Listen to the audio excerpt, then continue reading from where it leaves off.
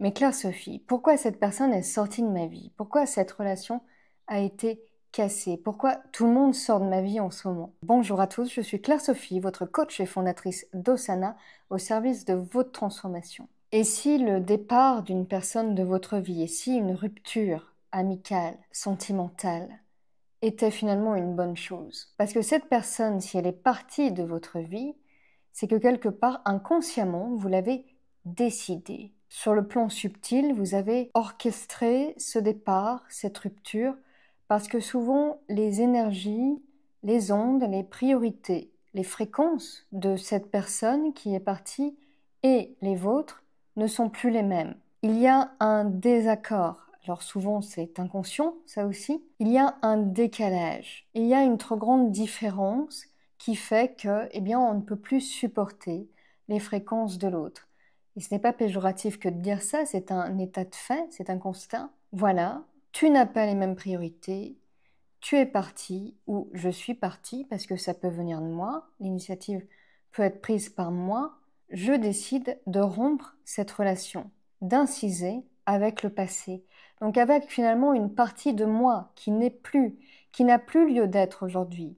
Parce que cette partie de moi, elle appartient au passé par définition. Elle a évolué, elle a grandi, elle a fait du chemin. Elle voit peut-être des choses qu'elle ne voyait pas autrefois. En tout cas, elle n'a pas les mêmes centres d'intérêt, les mêmes priorités qu'avant.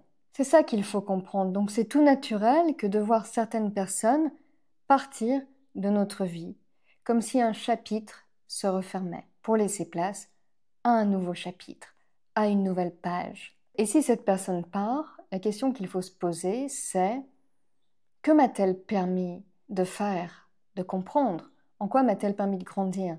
Surtout s'il y a eu de la souffrance, s'il y a eu de la douleur, s'il y a eu des déchirures, des blessures qui ont été réveillées. Peut-être vous a-t-elle permis de vous aimer, de vous respecter, si cette personne vous a fait du mal.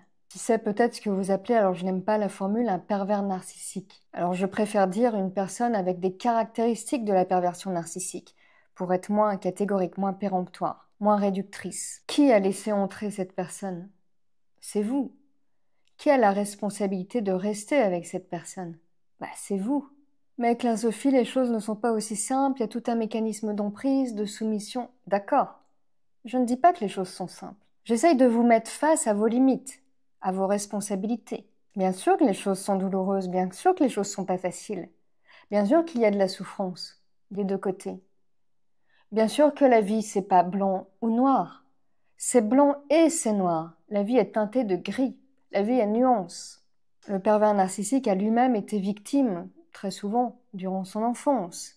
Donc il reproduit des schémas. Pourquoi avez-vous dû le rencontrer? Pourquoi avez-vous dû croiser sa route? Que vous a-t-il permis de comprendre? En quoi vous a-t-il permis d'évoluer, de grandir, de vous aimer, de vous respecter? Parce que quand quelqu'un rencontre ce genre d'individu, je pense qu'il ne s'aime pas suffisamment, qu'il ne se respecte pas assez pour dire « stop, maintenant je m'en vais ». Oui, alors il y a tout un mécanisme d'emprise, de manipulation psychologique très fort, très sournois, très insidieux, je sais tout ça. Mais quelque part, si vous restez avec ce genre d'individu toxique pour vous, c'est que quelque part, vous ne vous aimez pas suffisamment. Vous ne vous respectez pas suffisamment pour dire « stop, maintenant je mets le haut là ». Oui, il y a de la soumission. Oui, je prends du recul, de la hauteur sur la situation. Mais maintenant, je me respecte trop pour rester avec ce genre d'individu, pour être systématiquement humilié, méprisé, pour avoir quelqu'un qui souffle le chaud, le froid, en permanence, pour quelqu'un qui est foncièrement toxique, qui aime me voir souffrir, qui est pervers et très centré sur lui, qui a un ego surdimensionné et qui montre beaucoup de vide intérieur, de vide existentiel. Mais la personne ne s'aime pas si elle reste. Donc c'est ça qu'il faut voir. S'il y a rupture de cette relation, c'est bénéfique au sens où ça vous a permis de vous aimer. C'est toujours pour plus dans la vie. Plus d'amour, plus de respect, plus de joie, plus de compréhension, plus de conscience. Ça, je le dis très souvent. Tout ce qui vous arrive dans la vie, et même les pires souffrances, les pires épreuves, c'est toujours pour vous. Et c'est pas contre vous. C'est ça qu'il faut bien comprendre. C'est pas parce qu'il y a de la souffrance que c'est négatif. Entendez bien ce que je vous dis. Et puis les choses ne seront jamais comme avant, vous le savez très bien. Un événement que vous avez vécu de façon absolument grandiose, magnifique, fabuleuse, et que vous aimeriez aujourd'hui revivre, vous savez très bien avec l'expérience que cet événement ne peut pas se revivre de la même façon.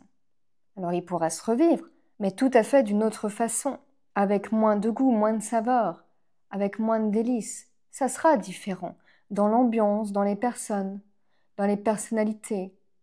Parce que tout évolue, tout change, tout est vibration, énergie. Donc, comme vous changez d'un jour à l'autre, les autres changent, la nature change, les lieux changent, parce que les lieux sont imprégnés d'une certaine ambiance qui est faite en partie par les gens qui l'occupent. Donc, ça sera jamais comme avant.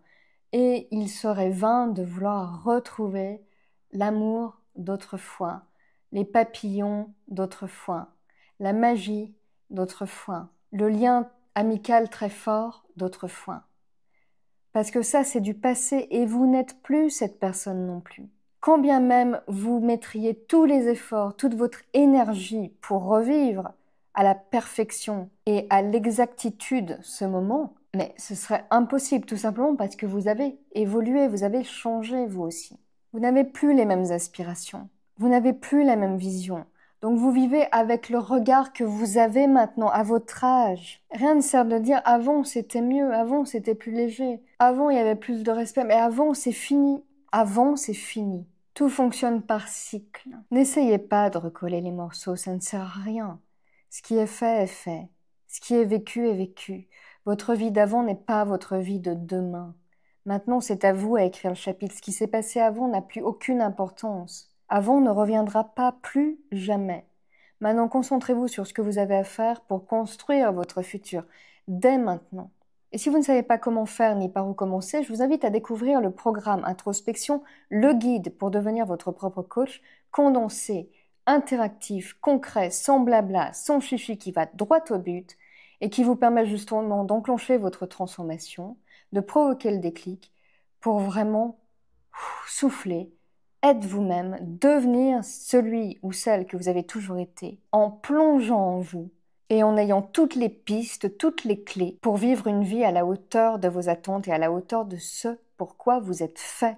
Le lien est en description. Si vous souhaitez réserver un coaching privé avec moi, rien de plus simple, lien en description. Pour toutes les ressources offertes, lien en description. Et pour penser et agir comme le top 1%, je vous invite à rejoindre ma liste d'emails privés que j'envoie tous les matins à 7 h dans votre boîte mail. C'est gratuit, sans engagement là aussi. Le lien vers le formulaire d'inscription est en description.